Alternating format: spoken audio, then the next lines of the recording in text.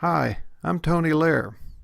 In this how-to, I'll be showing you how to set up your workspace for Eco Flo background dyeing, shading and blending techniques, as well as detail work.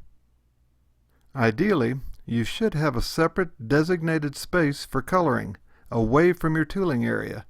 If you don't have this option, remove your tooling surface and all unnecessary tools before you begin coloring. The reason: if any dye or stain drops on your tooling surface and is not cleaned away, the color can be picked up on your hands or tools and transferred to your next tooling project. Use a combination of natural light, daylight lamp fixtures, and overhead lights if they are available. Even though Eco Flo products are water-based, proper ventilation is recommended. Select a chair for comfort, but mainly for proper height. Chairs that are adjustable work the best. You need to be positioned so you are working over your project. Have paper towels handy for blotting off excess dye from your brush, for cleanup, and for those unexpected spills. You will need a container of clean water for diluting dye and cleanup. Use glass, ceramic, or plastic, but never metal. Water kept in a metal container can cause stains on your leather.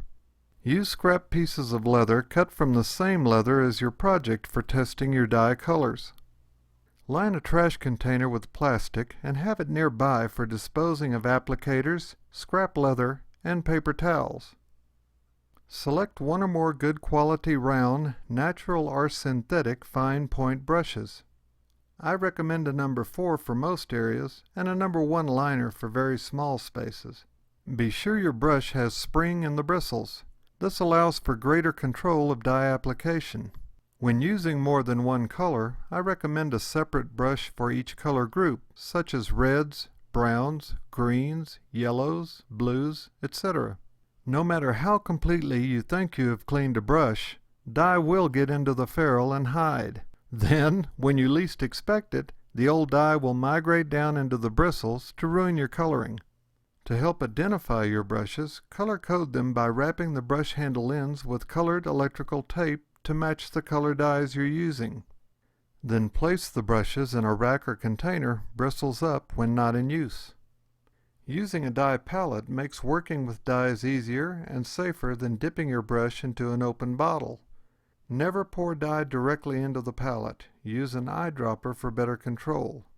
Most background dyeing, detail work, shading, and blending techniques use leather dyes in 16 pre-mixed colors, along with acrylic-based Kova colors, which come in 18 pre-mixed colors. Plan your colors before you start and have them on your workspace. Just in case you might choose to mix custom colors, have pen and paper handy to keep an accurate record of dye formulas so you can mix more if needed. Removing the seals from new bottles can be messy. Be sure to carefully open all bottles away from your project before you start coloring. If you have young, healthy eyes, you may not need a magnifying glass. As I get older, having one at hand is very helpful. Avoid touching your undyed leather. If your skin oil gets on the leather, it will act as a resist to dyes, stains, and antiques. Place tracing film or paper between your hand and the leather. Carefully move it along as you work. For more information about coloring using Eco Flo products, see our book, Coloring with Eco Flo, and our how-to videos.